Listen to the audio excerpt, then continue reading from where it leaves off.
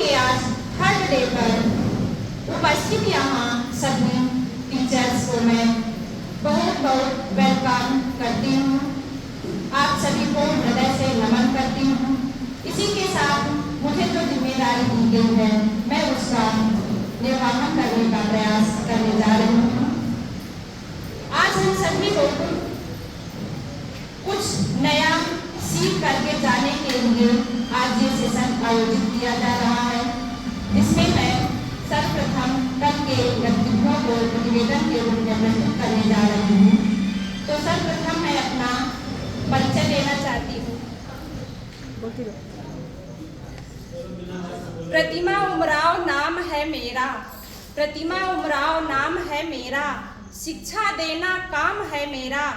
Composite विद्यालय अमौली है कर्म भूमि, कंपोजिट विद्यालय अमौली है कर्म भूमि, खजुहा ब्लॉक बिंथी है जन्मभूमि। पढ़ना पढ़ाना है उद्देश्य मेरा, पढ़ना पढ़ाना है उद्देश्य मेरा, सभ्य शिक्षित बने हर छात्र मेरा। अंग्रेजी प्रशिक्षण से है कुछ नया सीखना, अंग्रेजी प्रशिक्षण से है कुछ नया सीखना। त्रुटि ना रहे कोई इसे है समझना, त्रुटि ना रहे कोई इसे है समझना। सदन में उपस्थित समस्त ट्रेनर मास्टर को मैं पुनः धन्यवाद ज्ञापित करती हूँ कि बहुत ही अच्छा वो ट्रेनिंग दे रहे हैं हम सभी लोगों को। और परम आदरणीय प्राचार्य सर जी और बीएसए सर हमारे पंकज सर जी, प्रशिक्षण प्रभारी विनय कुमार सर जी, नोडल प्रशिक्षक अंग्रेजी भाषा की श्रीमती साइस्ता इकबाल मैम को मैं पुनः नमन करते हुए आगे की गतिविधि प्रस्तुत करने जा रही हूँ। अंग्रेजी भाषा के बोलना एवं सीखना प्रशिक्षण के द्वितीय दिवस में सदन का शुभारंभ साइस्ता मैम के द्वारा सुबह सवेरे प्रार्थना को कराने के साथ हुआ। तत्पश्चात प्रथम दिवस के प्रशिक्षण का प्रतिवेदन श्रद्धा मैम के द्वारा बेहतरीन ढंग से प्रस्तुत किया गया और साथ में हमारे शिक्षक भाई ने भी प्रतिवेदन प्रस्तुत किया था।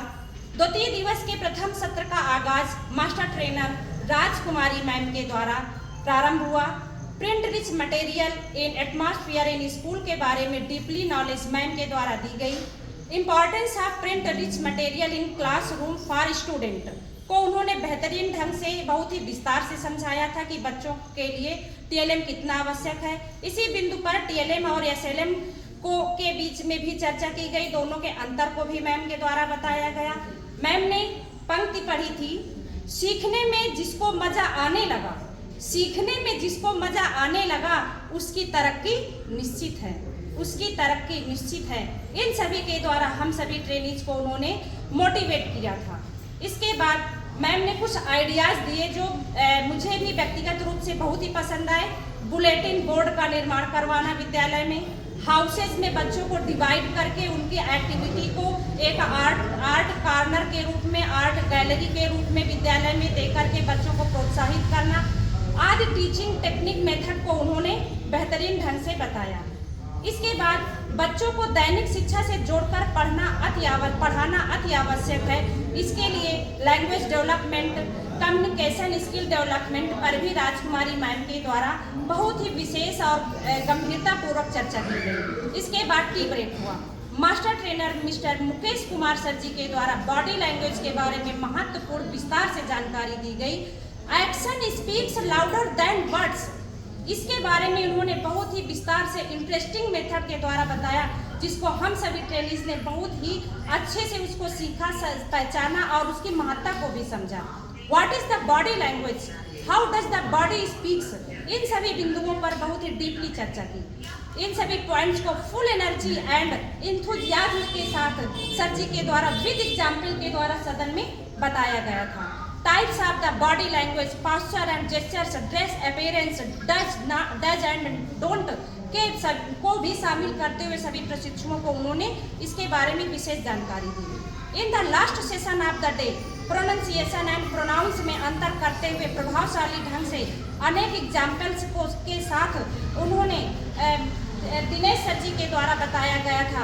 उन्होंने वॉवेल्स का वॉवेल्स क्या है इसके बारे में बताया, उसका उच्चारण कैसे करना चाहिए, हमें क्लासरूम में स्टूडेंट को कहाँ से किस तरह से उच्चारण सिखाना है, इसके बारे में उन्होंने बेहतरीन जानकारी दी।